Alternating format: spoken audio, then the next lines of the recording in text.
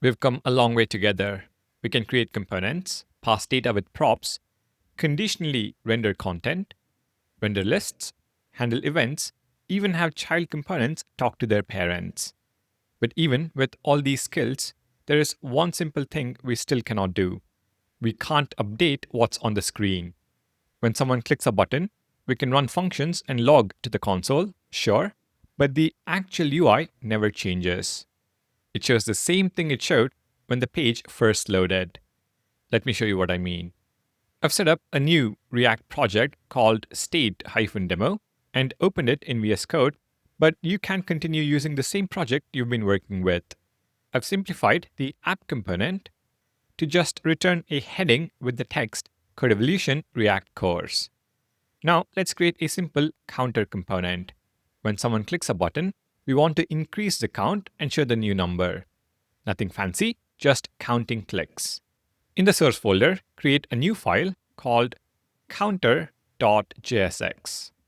Define and export a component called counter. So export const counter is equal to an arrow function. For the JSX, return a button with the text count:0.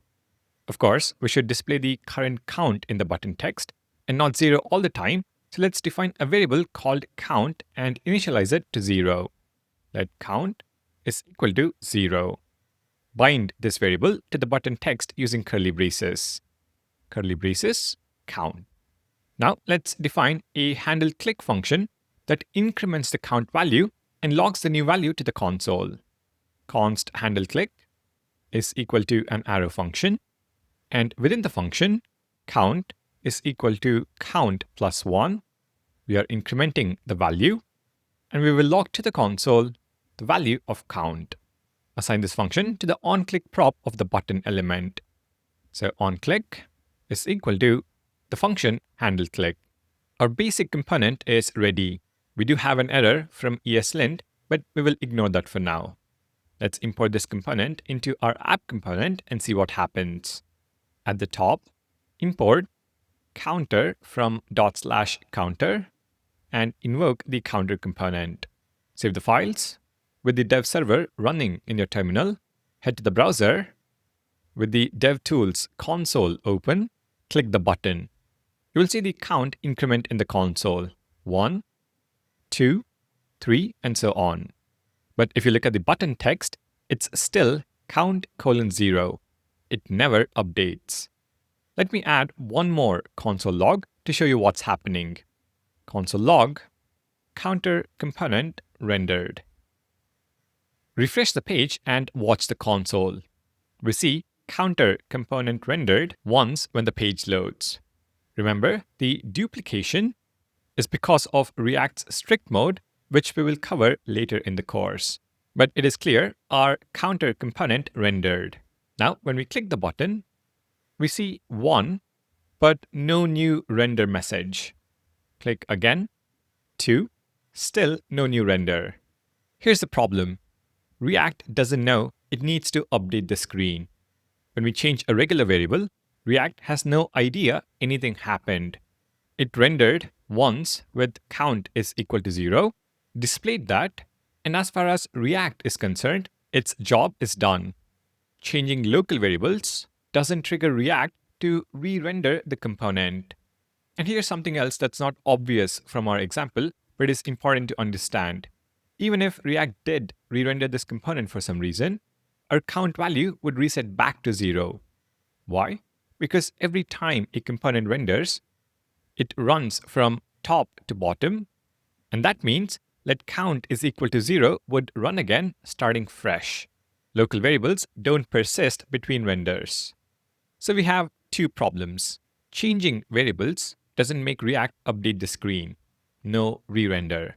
And second, variables reset every time the component renders.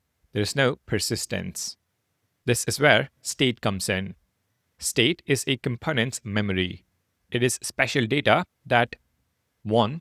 Triggers a re-render when it changes, solving our screen update problem, and 2. Persists between renders, solving our reset problem. Think about all the interactive features you use on websites. shopping carts that show how many items you've added, forms that display when you're typing, modals that open and close, or theme switchers that toggle between light and dark mode. None of these would work with regular variables. They all need state. Now you might be wondering, wait, we've been using props to pass data around. What's the difference between props and state? Well, props are like arguments passed to a function. They come from outside and you can't change them. State is like the component's personal memory. It belongs to the component and the component can change it. State is what makes React components truly interactive. Without state, we are basically creating fancy HTML templates. With state, we can build real applications. Now, when do you need state? Ask yourself, does this data need to change over time? Should the UI update when this data changes? Does the component need to remember this between renders? If you answered yes to any of these, you need state. Now here's the best part. React makes adding state to components super easy with something called hooks. Hooks are special functions that let you hook into React features. And the most important hook for managing state is called useState. Next, we will fix our broken counter using the useState hook.